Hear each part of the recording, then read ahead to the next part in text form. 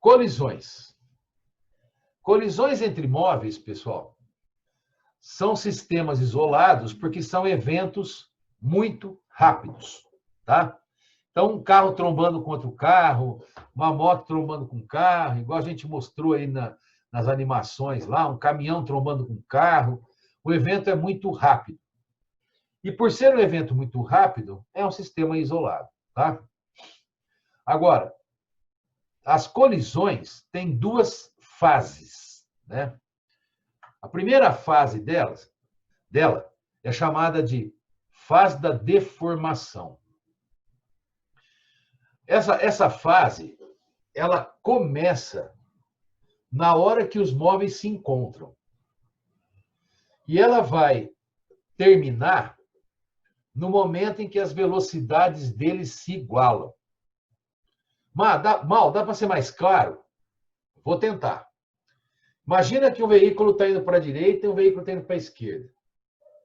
Na hora que eles colidem, o veículo que está indo para a direita quer continuar indo para a direita.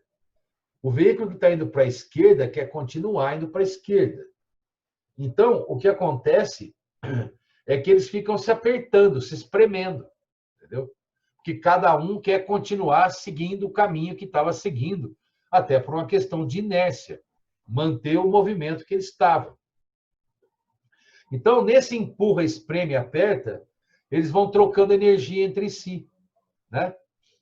E, na realidade, também vão perdendo parte da energia que eles tinham, porque parte da energia vai virar barulho, vai virar deformação permanente, vai virar calor, pode virar energia luminosa, se der alguma faísca, alguma explosão. Então, vai haver aí uma série de perdas de energia e, ao mesmo tempo, eles vão trocar energia entre si.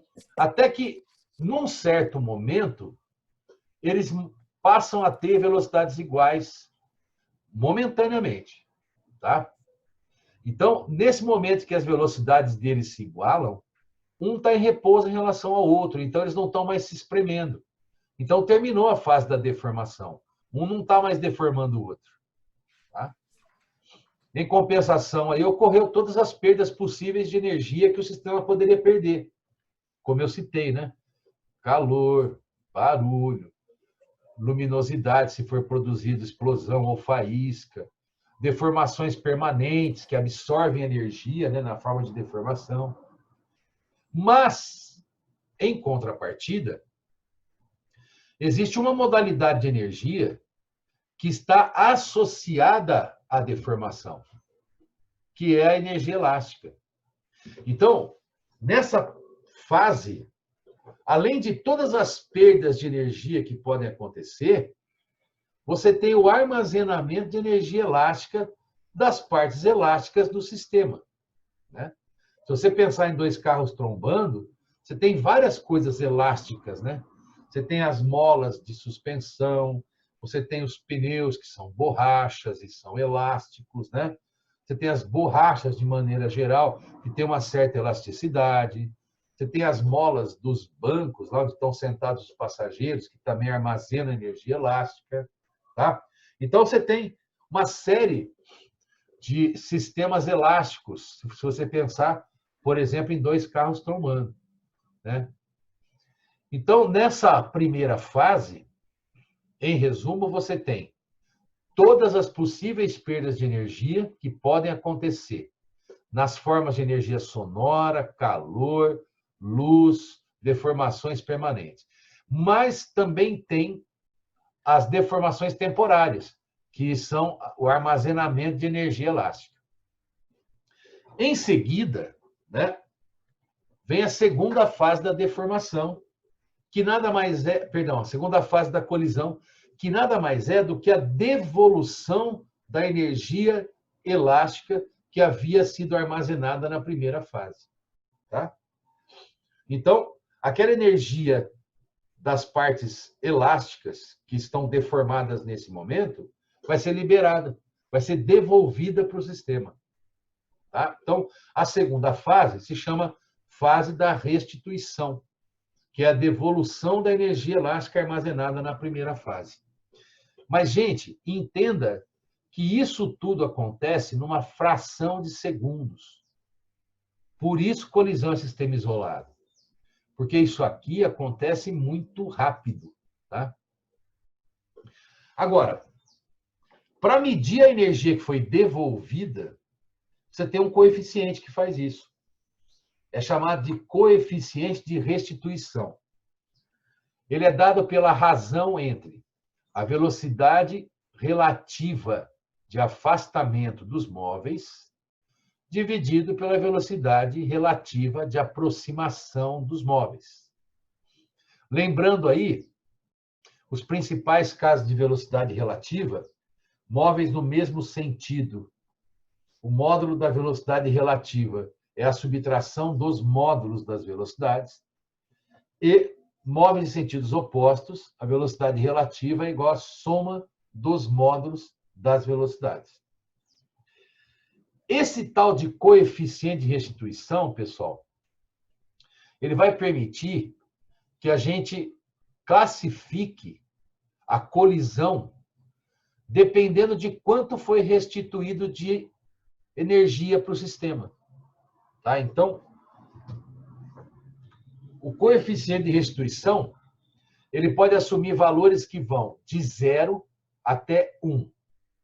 Sendo 0, não houve devolução nenhuma de energia para o sistema só perdeu energia, não armazenou nada, por isso que não tem o que devolver. Quando vale 1, quer dizer que não houve perda nenhuma de energia, que toda a energia que existia foi armazenada na forma de energia elástica, depois foi devolvida. Tá? E se ele variar entre 0 e 1, 0,2, 0,5, 0,8, então uma parte da energia foi devolvida, porque só uma parte da energia foi armazenada. Essa que é a ideia. Tá? Então, quando o coeficiente de restituição vale 1, você tem uma colisão chamada de colisão perfeitamente elástica. Mas nem sempre os caras usam essa terminologia. Às vezes fala colisão elástica só. Tá? É a ideia de que há conservação da quantidade de movimento, porque o sistema é isolado, mas há também conservação da energia. Tá? E, obrigatoriamente, os corpos se separam após essa colisão. Agora, pensa no quanto essa colisão é impossível de existir na prática. Porque você consegue imaginar uma trombada que não vai ter uma perdazinha de energia? Você consegue imaginar uma colisão que não vai ter um barulhinho? Que não vai ter uma deformaçãozinha? Ou uma faíscazinha? Então, essa colisão é do tipo utópica, ideal. Mas ela é bastante perguntada em vestibular. Então, segura a bronca aí. Tá? Quando E vale 1, a colisão é elástica, conserva-se quantidade de movimento, conserva-se energia e os corpos se separam após a colisão. Quando E vale 0, a colisão é chamada de perfeitamente inelástica ou simplesmente inelástica. Quer dizer que na colisão, na primeira fase, não houve armazenamento nenhum de energia. Não armazenou nada. Por isso não tem o que devolver. Tá? E por isso mesmo, então, nesse tipo de colisão, os móveis ficam juntos, grudados após a colisão. Então, uma das características da colisão inelástica é que os corpos, depois da colisão, ficam juntos, um engastado no outro. Tá? Essa colisão também é conhecida como colisão de perda máxima de energia. E esse é um detalhe interessante você procurar memorizar, porque às vezes o examinador é um cara ruim, né? Cara do mal, e ele coloca lá que 2 móveis colidiram de forma que a energia perdida foi a máxima possível. Então, ele está dizendo que a colisão é inelástica. Ele está dizendo que depois da colisão esses caras vão ficar juntos, formando um corpo só. Tá? E se o E variar entre 0 e 1, a colisão é parcialmente elástica. Tá? Quer dizer que houve armazenamento de energia, mas não tanto quanto na colisão elástica. Ou seja, só uma parte da energia foi armazenada, uma outra parte desapareceu, perdeu, que transformou em modalidades de energia que foram para fora do sistema. Tá? Mas você percebe que, por ser um sistema isolado, a conservação da quantidade de movimento aparece em qualquer modalidade de colisão. Ó. Colisão elástica, tem conservação da quantidade de movimento? Tem. Colisão inelástica, tem conservação da quantidade de movimento? Tem. Colisão parcialmente elástica, também tem conservação da quantidade de movimento. Quer dizer, qualquer tipo de colisão entre móveis, você vai ter a conservação da quantidade de movimento, porque é um sistema isolado. Agora, a energia mecânica vai depender do sistema. Né? Bom, fora isso, pessoal, acho que seria interessante discutir alguns modelos de colisões com vocês, né? Porque tem modelos que são, digamos que mais frequentes, né? Como perguntas de vestibulares. Outros são menos frequentes. O que eu posso dizer para vocês é o seguinte: predomina, nas questões de vestibular, predomina a colisão perfeitamente inelástica. Essa aqui, de cada 10 questões de colisões, 8 são sobre colisão inelástica. Pode escrever que eu assino embaixo. Que, aliás, é a mais fácil de trabalhar, né? Porque os caras vão bater e ficar juntos. Tá? Então, você tem a quantidade de movimento final do sistema, 2 corpos juntos, formando um corpo só. Tá? Então, vamos ver alguns modelinhos de colisões aí. Vamos lá. Primeiro modelo importante. Colisão elástica unidimensional. O que é isso, Mal? É palavrão? Você está xingando nós. Não. Unidimensional é o tipo de colisão que os móveis estão viajando numa mesma reta. Tá? Eles vão trombar ou de frente, ou um vai bater na bunda do outro. Mas eles estão andando numa mesma reta. As velocidades dele têm a mesma direção. Por isso, unidimensional. Uma única direção. Tá? Elas podem ter sentidos iguais ou sentidos opostos, né? Mas estão na mesma direção. Tá? E os corpos têm massas iguais. Mesma massa. Então, imagina isso. Ó. Antes da colisão, eu tenho aqui, por exemplo, o móvel A e o móvel B viajando numa mesma reta. E para que ocorra uma colisão, eu estou propondo que VA é maior que VB. Senão, não vai trombar. Agora, imagina que depois da colisão, né, os dois aí, por exemplo, isso aí é um exemplo só, né?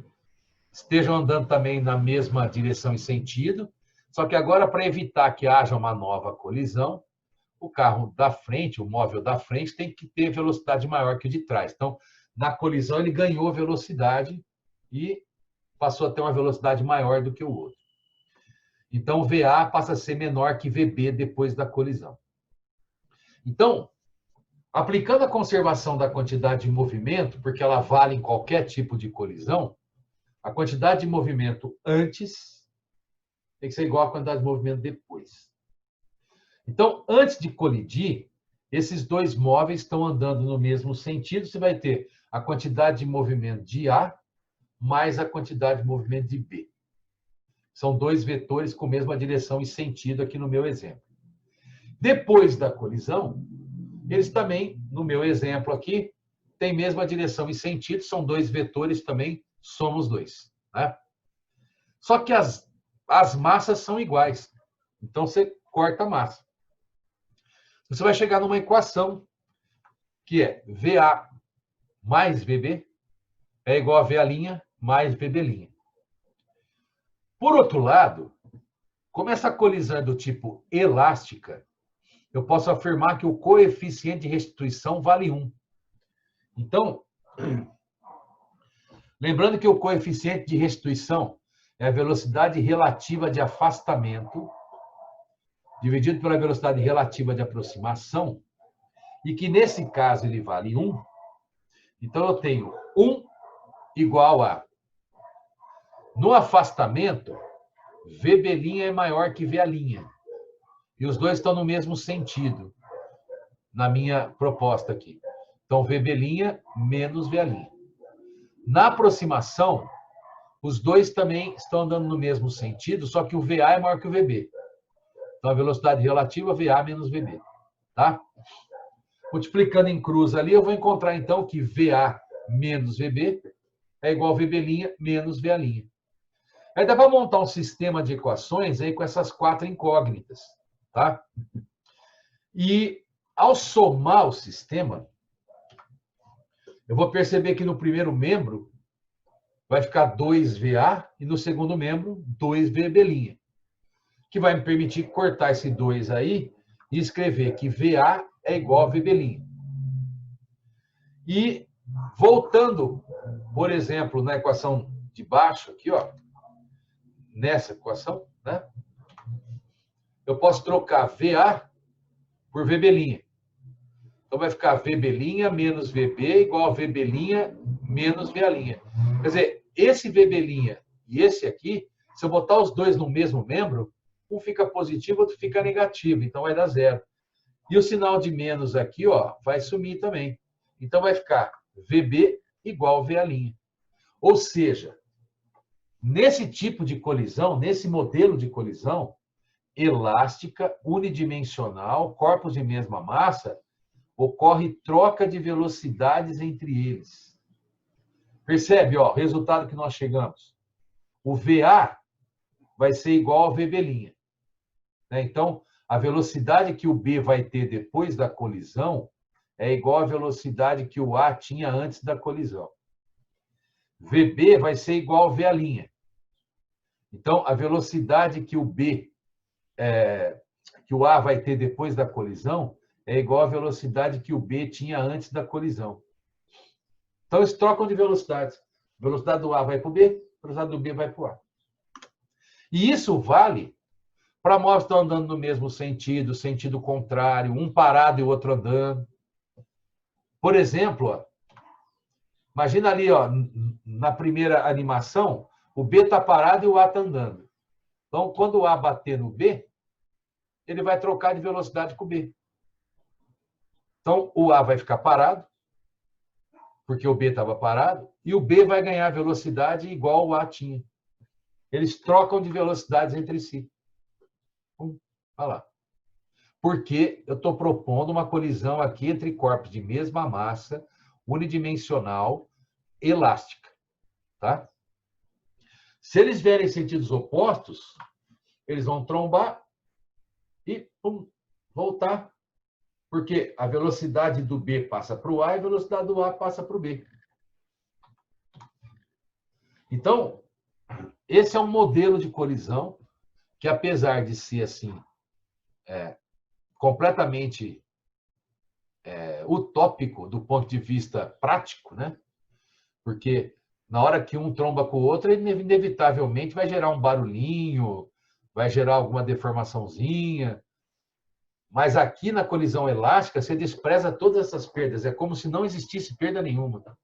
Então, não tem perda de energia, não tem perda de nenhuma espécie. Tá?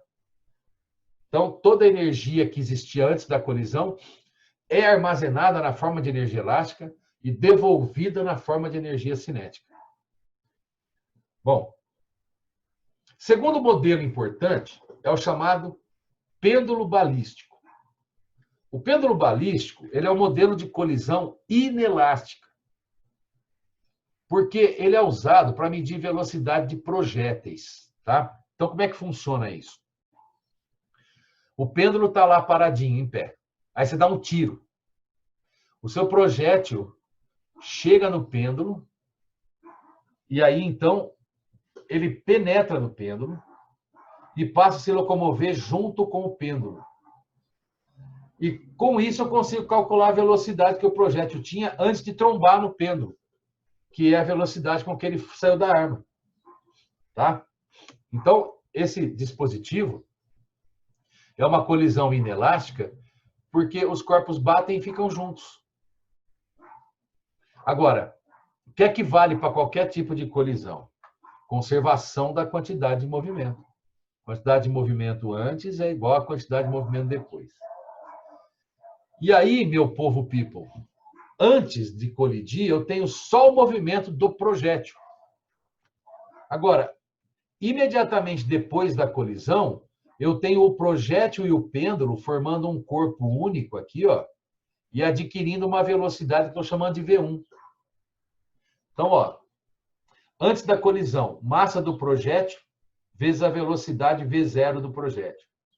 Depois da colisão, imediatamente depois da colisão, você tem a massa do projétil junto com o pêndulo, adquirindo uma velocidade V1 por causa da colisão. Então, se o meu objetivo é achar a velocidade do projétil, que é a velocidade V0 aqui, eu preciso dessa velocidade V1. Porque eu vou passar a massa dividindo, vai ficar eminho mais emão sobre eminho vezes V1. Então, se eu souber o V1, eu acho a velocidade do projétil antes da colisão. Bom, e como é que eu posso calcular essa velocidade V1? Bom, essa velocidade V1 adquirida por causa da colisão, ela vai fazer o pêndulo se deslocar até um ponto mais alto, aqui onde ele para. Então, essa altura eu sou capaz de medir. E se eu souber essa altura, eu posso calcular ali, ó, durante a subida, a velocidade V1 por conservação de energia. Ou seja, né, a energia mecânica adquirida aqui por causa da colisão vai se transformar ao longo do caminho em energia mecânica de outra espécie, que no caso, potencial gravitacional. Então, a energia cinética vai virar potencial gravitacional. Então, mv1² sobre 2 igual a mgh. A massa tchutchuca, corta aqui, ó. Passo 2 lá multiplicando, extrai a raiz. Então, a velocidade adquirida após a colisão é raiz de 2gh. Então, substituindo aqui, ó, eu tenho a velocidade do pêndulo. Perdão, a velocidade do projétil antes de bater no pêndulo, que é massa do projétil, massa do pêndulo sobre massa do projétil, multiplicado por 2gh. Beleza? Esse dispositivo tem uma certa precisão, viu? Se bem que o pessoal da polícia usa muito datilglicerina, né? Tem um bloco de glicerina, o cara põe um revólver lá e dá um tiro. Tchum. Então, o projétil penetra na glicerina até parar. É um outro sistema de cálculo de velocidade do projétil, né? Mas o pêndulo balístico vira e mexe cai em vestibular, galera. É muito raro não aparecer. Bom, vamos para a próxima. A próxima colisão é a colisão do tipo parcialmente elástica. Então, a gente viu um modelo de colisão elástica, que é muito pedido em vestibular, que é o modelo em que corpos de massas iguais, viajando unidimensionalmente, colidem de forma elástica, trocando de velocidades entre si. Nós vimos um modelo de colisão inelástica, que é o pêndulo balístico, e esse terceiro modelo é de colisão parcialmente elástica. Então, o corpo vai cair, ele vai bater no chão e ficar quicando até parar. Né? Tipo uma bola caindo, fica quicando até parar. Tá? Então, nesse modelo, vai dar um pouquinho mais de trabalho para fazer a demonstração aqui do que é preciso demonstrar. Vamos lá. Ó, a bola, o projétil, sei lá, o corpo, vai cair de uma altura Hzão. Então, ele vai chegar para trombar com o chão com uma velocidade V1, tá? No meu desenho aqui. Quanto vale essa velocidade V1? Bom, eu posso afirmar que a energia potencial gravitacional dele aqui, ao longo da queda, se transforma em energia cinética. Então, a energia potencial gravitacional inicial se transforma em cinética. Então, mgh é igual a mv1² sobre 2. Corta a massa, você vai encontrar a velocidade V1, que é raiz de 2GH. Em seguida, ele vai sair do chão, só que com uma velocidade V2, que é menor que V1. Porque na colisão parcialmente elástica ocorre perda de energia, né? Então, ele vai sair do chão com menos velocidade com que ele chegou. E com isso eu consigo calcular a velocidade com que ele, a altura que ele pode atingir após essa primeira colisão. Vou chamar de altura H1. Então, a energia cinética que ele adquiriu após a colisão vai se transformar em energia potencial gravitacional. E aí, então, mv2² sobre 2, mgh1, corta a massa. A velocidade que ele adquiriu, então, foi de raiz de 2gh1. Isso foi a primeira colisão dele com o chão. Agora, vamos para a segunda colisão dele com o chão. Na segunda colisão, ele começa partindo da mesma altura que ele estava no final da primeira colisão. A altura H1. Que ele chegou lá na altura H1 e de lá ele vai cair de volta para o chão. Então, ele está saindo do repouso, da altura H1 e vindo para o chão. Consequentemente, pessoal, ele vai chegar com a mesma velocidade com que ele saiu. Porque como a energia não pode ser criada e nem destruída, só pode ser transformada, então a energia cinética ele transformou em potencial. Ele vai transformar a potencial em cinética. E vai chegar no chão com a mesma velocidade que ele tinha quando ele partiu. Raiz de 2gh1. Aí ele vai bater no chão, vai trocar energia com o chão e vai sair com uma velocidade V3, que é menor do que V2, que ele perdeu energia. E, portanto, ele vai subir menos. Ó. Ele vai até uma altura menor do que a anterior. Que dá para eu achar, porque a energia cinética adquirida após a colisão vai se transformar em potencial gravitacional. Então, mv3² sobre 2 igual a mgh2, corta a massa. Então, a velocidade V3 com que ele partiu daqui é raiz quadrada de 2gh2, que é a altura que ele atingiu depois da segunda colisão, tá? E isso conclui a segunda colisão. Eu poderia fazer isso com a terceira colisão, com a quarta colisão, com a quinta colisão, e assim por diante. Mas acho que com duas já dá para a gente generalizar a ideia. Ó, o coeficiente de restituição é a velocidade relativa de afastamento sobre a velocidade relativa de aproximação. Então, na primeira colisão, a velocidade de afastamento é o V2 e a velocidade de aproximação do chão é o V1. Então, ficaria V2 sobre V1. Só que V2 é a raiz quadrada de 2gh1 e V1 é a raiz quadrada de 2gh. Então, substituindo os valores, vai poder cortar o 2g, né? Ó. Vai ficar raiz quadrada de h1 sobre h. Na segunda colisão, coeficiente de restituição, velocidade relativa de afastamento sobre a velocidade relativa de aproximação. Aqui na segunda colisão, a velocidade de aproximação é o V2 e a velocidade de afastamento é o V3. Então, seria V3 sobre V2. O V3 vale raiz quadrada de 2gh2. E o V2 vale 2gh1. Corte 2g, vai sobrar raiz quadrada de h2 sobre h1.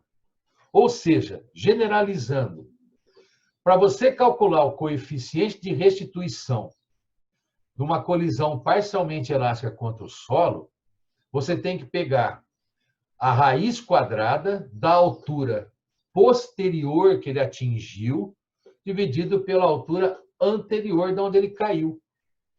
Então, ó, na primeira colisão, H1 sobre H.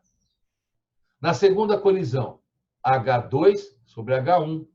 Na terceira colisão, H3 sobre H2.